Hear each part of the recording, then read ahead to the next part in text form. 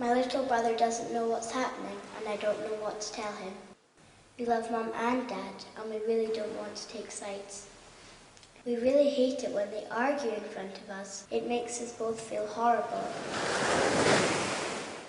Doesn't Dad love us anymore? Is it our fault? I first heard about family mediation about 10 years ago. I was delighted when I heard about it because I realised that there actually was an organisation out there that was helping parents who were going through the traumatic time of divorce or separating or living apart and putting the needs of the children first. I myself had gone through an experience like that, although I was in my 20s at that time, when my own parents split up. And I knew the upset and angst and difficulties for me and kept thinking, my goodness, what about parents who are splitting up who've got very, very young children? Your dad's here, come on! Hey! Yay! Yeah. Come on, you. Off we go. Okay. All right. Seatbelts on, guys. Matt, can I have a quick word with you, please? What's up? What time do you call this? What are you talking about? You're supposed to be here at 10, you're half an hour late. Don't patronise me, Kate. Can I keep doing this, all right? You cannot keep turning up late or just not turning up at all. It's 2 or 3 times I've been a little bit late. Oh, 2 or 3 times? That means every hand of them. Look at them, for God's sake. Kate, if I'd turned up 5 or 10 minutes early, and we need... can't do it right now because the kids are in the car waiting for me. I'm yes, going to they go. are waiting in the car for and you I will yet be again. in Thank you touch very much. with you in a few days. We need to sort this out. Yeah, go back. They're getting stressed. You're not getting them again after this. This is your last time now.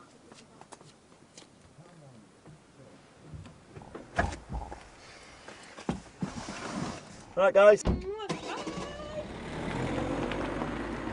She's not. What do you mean? She's She not loves meeting kids. We're not together anymore. What is the problem? Ever met in How my am I life. childish? I've gone away, we've split up, and I've found myself someone new. You were never there. You were never there for her. You were never there for Eden. You were never there for any of us. Oh, 6 after months. 6 months. I 6 said, months isn't a, no, it's you've not been ready. a You're few not ready days, for is us it? to not be together.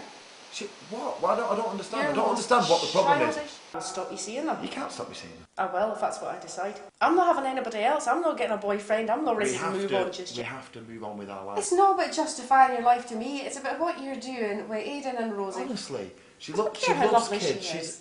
Well, she loves kids. She's not great replacing with me. kids. She's not going to be a mum to my kids. She's not going to be. Of course, she's not going to be the mother to She is your not kids. going to replace me. I am the mum. I will always be Oh, the you mother. stop I have always been overreacting. there for Come them. on. I am not overreacting. I No am telling one's you gonna. right No now. one's going to replace you. Quiet. Do whatever you want to do in your spare time. I do whatever. Kids, Relationships, as we all know, are not very easy. Being a parent is not easy either. Family mediation is there to provide a service that allows couples who are splitting up or living apart to do the most important thing: put the needs of their children first. Matt is desperately trying to find a way to see his children again. He's heard about family mediation and is called to make an appointment. He'll be seen by someone who will explain exactly what's involved.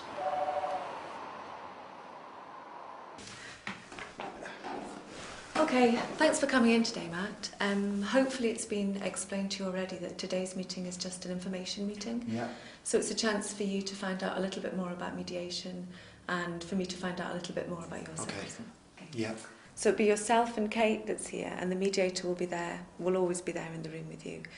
The mediator's role is to help you and Kate to communicate about the things that you need to talk about. Right. Okay. And that might be to do with the amount of time that Rosie and Aidan spend with each of you. It might be to do with the new relationship that you have as separated parents. It might be to do with issues to do with your new partner and her role in your children's lives. So those are the sorts of things that people bring to mediation.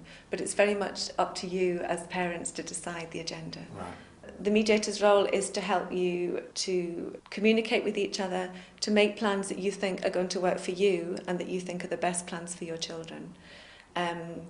We don't make any assumptions as an organisation about whether it's best for children to spend more time with mum or more time with dad, where children live. We're working on the assumption that you as parents are the experts on your children. You understand that mediation really is about the future rather than the past, and about making arrangements for children for the future on the whole. It's also about the relationship between the two parents as separated parents, and how that's different from the relationship you may have had in the past as a couple. Okay. So Matt, was there anything else that you felt was important to ask about mediation? Not specifically about mediation, but Kate obviously doesn't know about this yet, and I was just wondering how I'm actually going to get her into that chair. So is there any way you can suggest that I might broach the subject with her?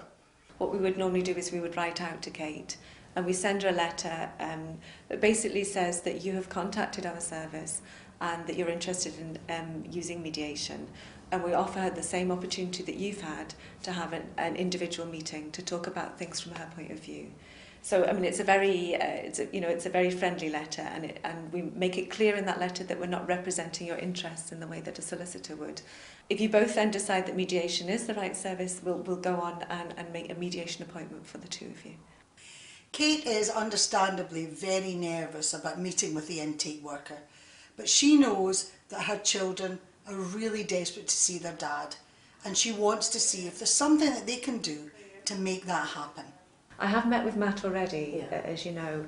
Matt's had the same opportunity as you have to talk about things from his point of view.